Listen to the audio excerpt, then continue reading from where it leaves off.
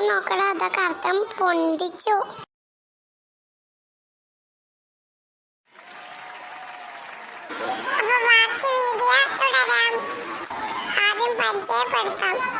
എന്റെ പേര് ജാക്ക്. എന്റെ പേര് ടോമി. എന്റെ പേര് ജൂലി. അപ്പൊ ബാക്കി വീഡിയോ കണ്ടാലോ? അപ്പൊ ഞങ്ങൾ സ്കൂളിലത്തെ ഡാൻസ് ഒക്കെ കഴിഞ്ഞ് ക്യാൻറ്റീനിൽ ഇരിക്കുകയാണ്. ഓ, ക്ഷീണിച്ചു അല്ലേ ഡാൻസ് കളിച്ച്? ശരിയാ, നല്ല ക്ഷീണമുണ്ട്. എടാ ടോമി, വേഗം വാടാ. എന്താടാ ടോം?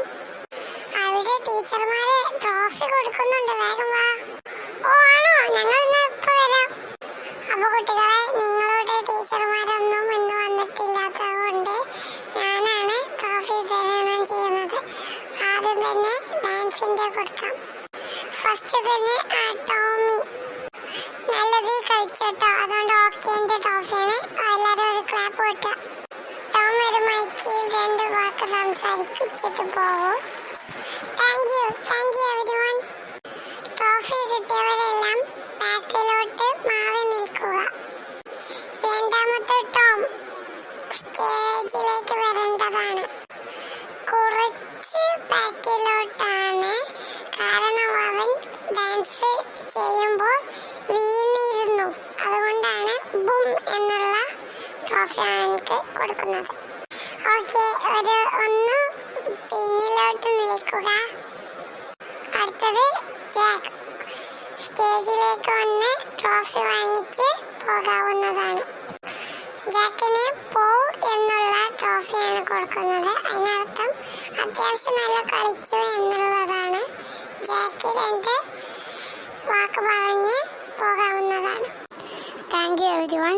നിങ്ങളാണ് എന്നെ സഹായിച്ച് ഇത്രയും ട്രോഫി വാങ്ങി തന്നത്. Thank you. അതിന് നല്ല ഒരു നന്ദി പറയാൻ എനിക്ക് അവസരം കിട്ടി.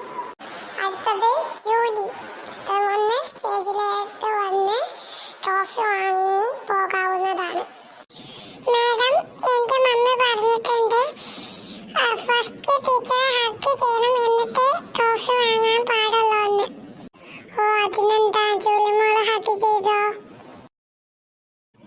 അപ്പൊ ജൂലിക്ക് വാവ് എന്ന ട്രോഫിയാണ് കിട്ടിയിരിക്കുന്നത്. അതിനർത്ഥം നല്ല കളിച്ചു, ഈ കൂട്ടത്തിലുള്ളവരെക്കാൾ നല്ല കളിച്ചു. Thank you Julie. സ്കൂളിൽ നിന്ന് നിനക്ക് വേറൊരു ട്രോഫിയും കൂടി കിട്ടുന്നതാണ്. 2 വാക്ക് സംസാരിക്കുക. എല്ലാവരും ക്ലാപ്പ് കൊട്ടുക. Thank you ma'am.